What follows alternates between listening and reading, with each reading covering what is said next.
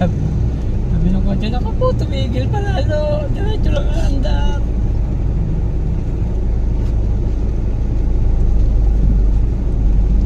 Effect na nakakadaan. Siguro kanina, malalim talaga.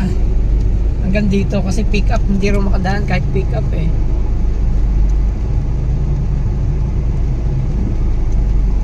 Doon sa gilid, malalim din.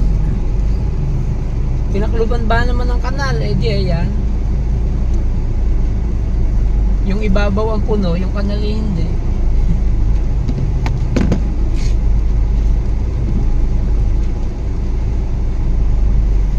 Walang pasok bukas. Oo naman.